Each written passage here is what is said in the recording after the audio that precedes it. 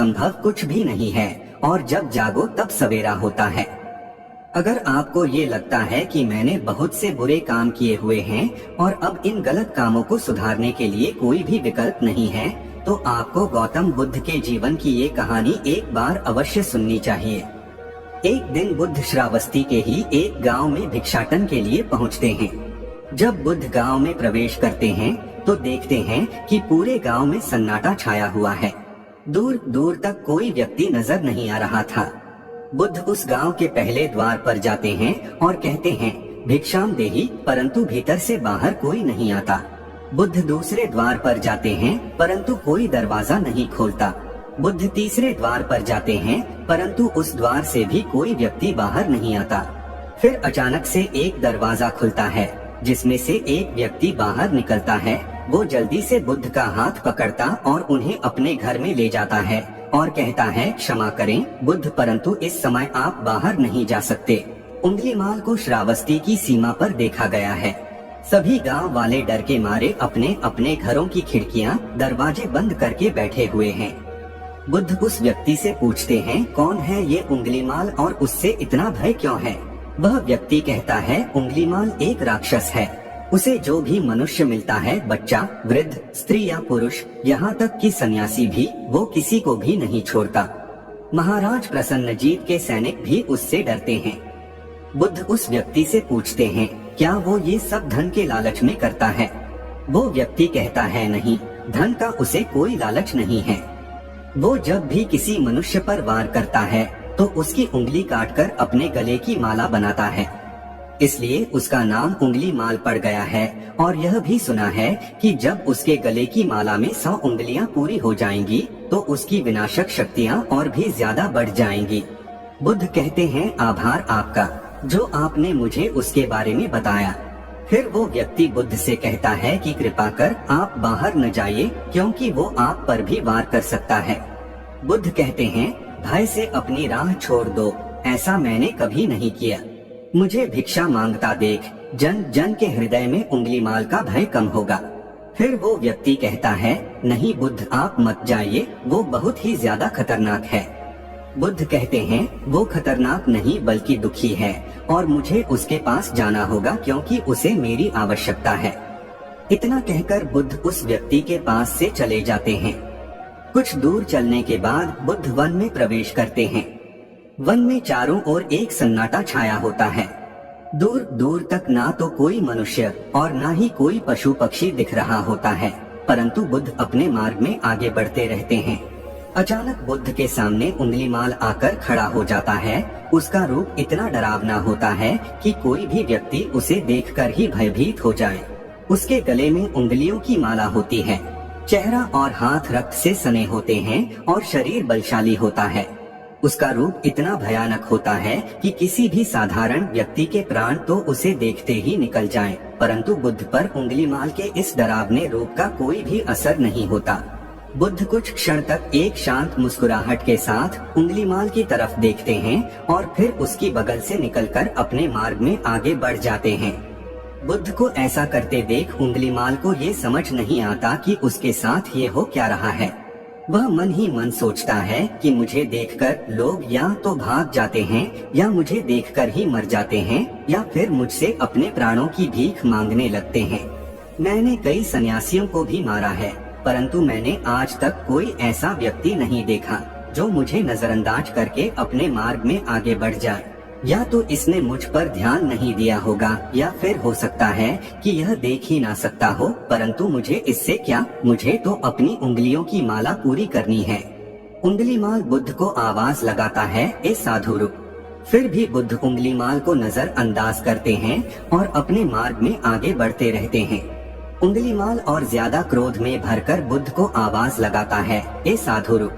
फिर भी बुद्ध उंगलीमाल को फिर से नजरअंदाज करते हैं और अपने मार्ग में आगे बढ़ते हैं। उंगलीमाल तीसरी बार बहुत ही ज्यादा क्रोध में भरकर आवाज लगाता है, ए साधु रुक। फिर बुद्ध रुकते हैं। उंगलीमाल बुद्ध के पास जाता है और कहता है, मेरे आदेश देने के बाद भी तू रुका क्यों नहीं? बुद्ध कहते हैं, मैं तो बहुत पहले ही रुक चुका हूँ, तुम ही चलते जा रहे हो। उंगलीमाल ये समझ ही नहीं पाता कि बुद्ध क्या कह रहे हैं। परंतु वो इतना जरूर समझ जाता है कि सामने खड़ा व्यक्ति उससे थोड़ा भी नहीं डर रहा है। उंगलीमाल बुद्ध को डराने के लिए चिल्लाकर पूछता है, ए साधु, तुझे मुझसे भय नहीं लग रहा है क्या? मैं आदि मानव हूँ। बुद्ध कहते हैं, नहीं, तुम मानव हो। बुद्ध की यह बात उंगलीमाल के हृदय पर लगती है। पहली बार उसे किसी ने मानव कहा था, परंतु वो इस बात को नजरअंदाज करने का प्रयास करता है और बुद्ध से पूछता है, ए साधु, तूने ये क्यों कहा कि तू कब का रुक चुका है, जबकि तू तो चल रहा था, और तूने ये क्यों कहा कि मैं नहीं रुका? बुद्ध कहते हैं, मैं बहुत पहले ही रुक चुका हूँ, यानी मैंने ऐसे सारे बुरे कृत्य करना पहले ही छोड़ दिया है जिससे किसी भी व्यक्ति को कष्ट पहुँच सकते हैं। सब जीना चाहते हैं, बस तुम उन्हें करुणा से देखने का प्रयास करो। बुद्ध के ये शब्द दोबारा से उंगलीमाल के हृदय पर चोट करते हैं, परंतु वह दोबारा से बुद्ध की बातों को नजरअंदाज करने का प्रयास करता है और इस बार वह और क्रोध में भरकर बुद्ध की गर्दन पर अपनी कटारी रख देता है, जिससे वो लोगों की हत्या किया करता था, और बुद्ध से चिल्लाकर कहता है, नहीं, मानव में ना तो प्रेम है और ना ही करुणा है, सिर्फ छल और कपट है, इसलिए मैं सबकी हत्या करूंगा और किसी को जीवित नहीं छोड़ूंगा। बुद्ध कहते हैं, तुम्हें लोगों ने बहुत दुख दिया है। उंगलीमाल, क्रूरता मनुष्य अज्ञान के कारण ही करता है। ईर्ष्या, द्वेष, मोह, माया, ये सभी अज्ञान की ही संतानें हैं, परंतु वो व्यक्ति ही है जिसमें दया, करुणा, सद्भाव और समझ का उदय भी होता है। उंगलीमाल, यदि इस जीवन में क्रूर और निष्ठुर लोग हैं, तो दयावान भी हैं। बस तुम्हें अपनी आंखों से इस अंधेपन की इस पट्टी को हटाना होगा जो तुम्हें केवल बुराई ही दिखा रही है।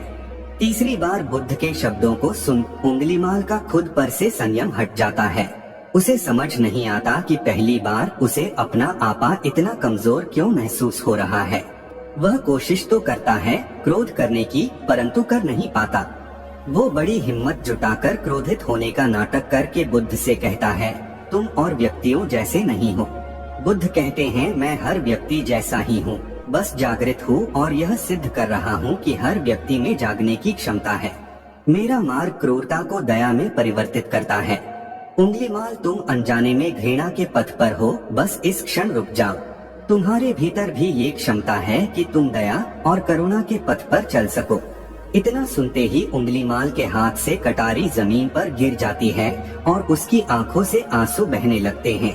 भला कोई कब तक बुद्ध को अनदेखा करेगा? उंगलीमाल रोते हुए बुद्ध से पूछता है, क्या आप वही हैं जिन्हें लोग बुद्ध कहते हैं, जो लोगों को मुक्ति के मार्ग पर चलना सिखाते हैं? फिर बुद्ध कहते हैं कि हाँ, मैं वही हूँ और तुम्हें भी मुक्ति के मार्ग पर ले जाना चाहता हूँ। फिर उंगलीमाल कहता है, परंतु मैं अब बहुत दूर निकल गया हूँ। मैंने बहुत हत्याएं करी हैं और बहुत पाप करे हैं। मैं अब चाहकर भी वापस नहीं लौट सकता और मेरा वापस लौटना अब असंभव है। बुद्ध कहते हैं, असंभव कुछ भी नहीं, जब जागो तभी सवेरा। उंगलीमाल कहता है, मैं अब पुनः जीवन की ओर नहीं मोड़ सकता, बहुत देर हो चुकी है। बुद्ध कहते हैं, तुम में इतनी चेतना है कि तुम जानते हो कि जो तुमने अब तक किया वह बुरा था। इसका अर्थ यह है कि तुम जानते हो कि क्या अच्छा है और क्या बुरा है। उंगलीमाल, जिस दिन से तुमने अच्छा कार्य करना शुरू कर दिया, उस दिन से तुम्हारा एक नया जीवन शुरू हो जाएगा। फिर उंगलीमाल कहता है, मैं कितने भी अच्छे कार्य क्यों न कर लूं, परंतु लोग मुझे उसी दृष्टि से देखेंगे और मुझे चैन से जीने नहीं देंगे। बुद्ध कहते हैं, उंगलीमाल, यदि तुमने हिंसा का मार्ग छोड़ा तो मैं तुम्हें मार्ग दिखाऊंगा और तुम्हारा संरक्षण करूंगा और तुम्हें लोगों की घृणा से बचाऊंगा। बस पहला कदम तुम्हें ही उठाना होगा। उंगलीमाल पूछता है, क्या ये हो सकता है? बुद्ध कहते हैं, अवश्य हो सकता है। तुम में असामान्य बुद्धि है उंगलीमाल, तुम परम सत्य के पथ पर बहुत आगे जाओगे। उंगलीमाल रोते हुए बुद्ध के चरणों में गिर पड़ता है और कहता है, मैं आपको वचन देता हूँ कि मैं सारे बुरे कृत्य करना छोड़ दूंगा और आपके पीछे करुणा के पथ पर चलना सीखूंगा।